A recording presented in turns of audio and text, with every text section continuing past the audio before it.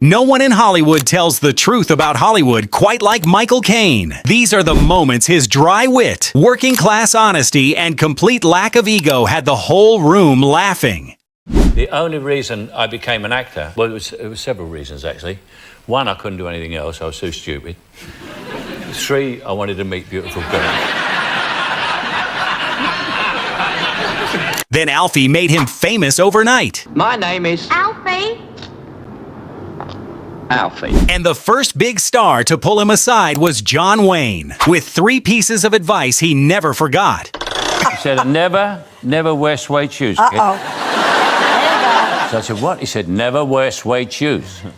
So I said, why? He said, because I just told you, you're going to be a star, kid. He said, and you're going to be in a gent's toilet taking a pee. He said, and the guy next to you is going to be taking a pee. He's going to look and he's going, Michael Caine.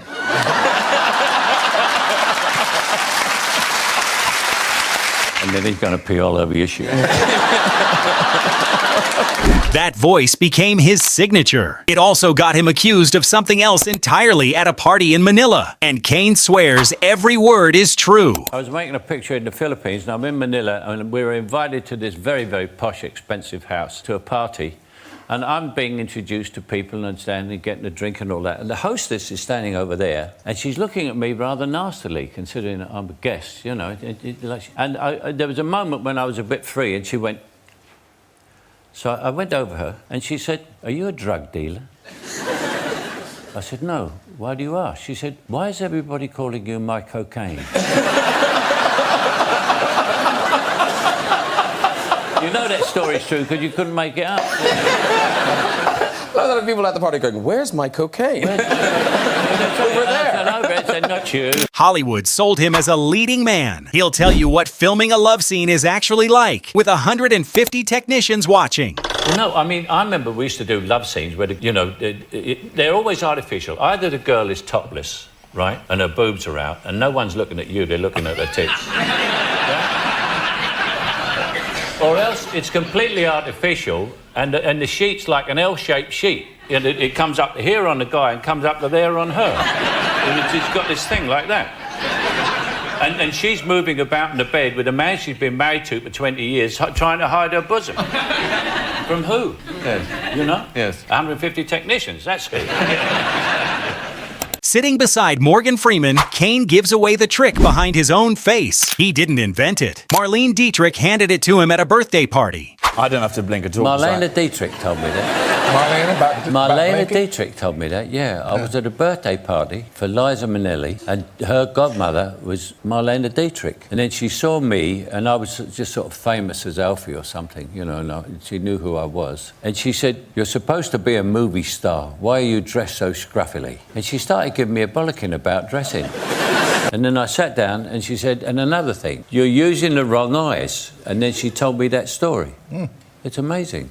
And then someone else said, never blink. People don't like that when you blink, no. Never what? Keep them unless open there or... is a reason. There's a reason. Other than having something, you can make comments. I've talked to you without blinking the entire time. You didn't blink once? I just assumed you may have had a glass eye. He met Sean Connery before either of them was anybody. Caine couldn't afford the bottle of wine you were supposed to bring, so he improvised. What was Sean Connery like? Because you became very close with him, and he's still with us, of course, but... Well, Sean was amazing because I met Sean when we were very young, and I was at a party on the Saturday night, and he came to the party after the show, you know, at about 11 o'clock. And I was there with 2 girls, and the reason for that was because in those days they used to say, bring a bottle and a bird, a bottle of wine and a bird, which is a girl. I know it's very you know, but I'm a big feminist, so it doesn't matter. Yeah. and I couldn't afford a bottle of wine. I didn't have enough money for it, so I bought 2 birds.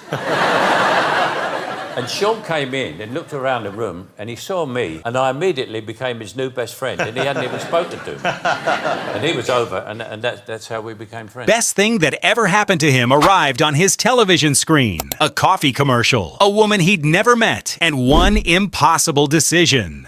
Well, no, my experience was I saw this lady on the television in a commercial and fell in love instantly. And it was a commercial for coffee in Brazil and everything, and an awful lot of coffee in Brazil was the tune. I just watched her and I thought, that's the woman for me. And I said to my mate, I said, we're going to Brazil in the morning, we're going to find her.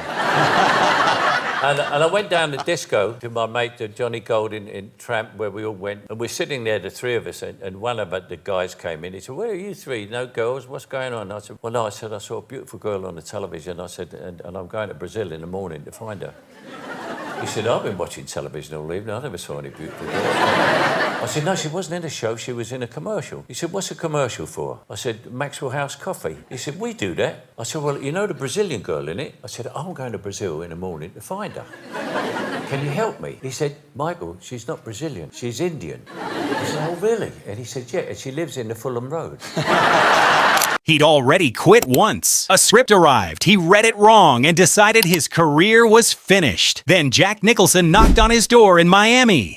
Yeah, what happened was when I got to about 60, I got a script and I sent it back to the producer saying the part's too small, and he sent it back to me saying you weren't supposed to read the lover, you're supposed to read the father.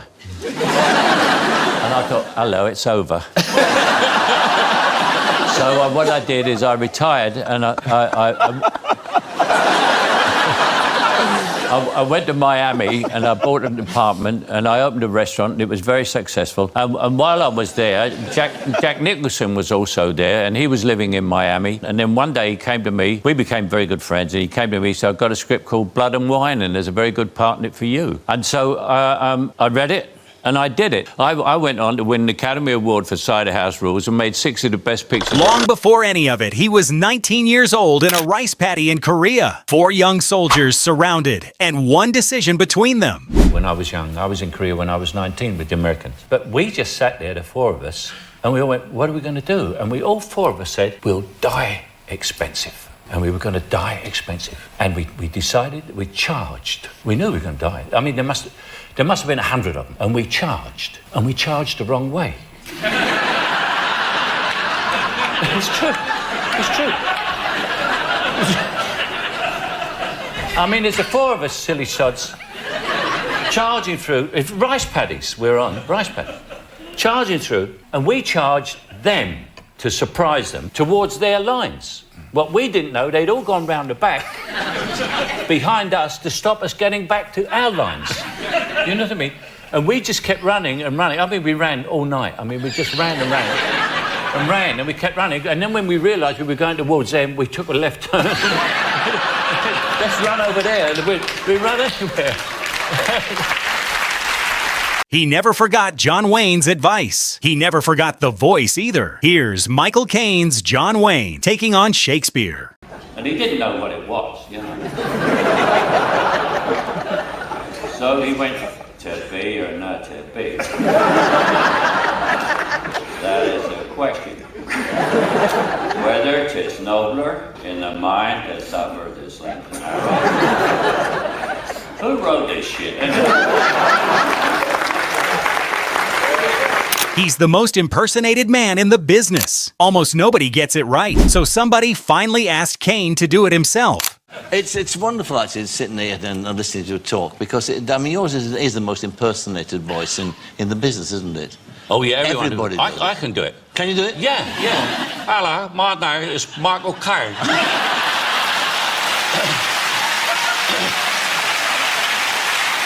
One more. Oscar night, live on stage, with Tom Cruise sitting right there. You have Tom, who, if you had won this, your price would have gone down so fast. Have you any idea what supporting actors get paid?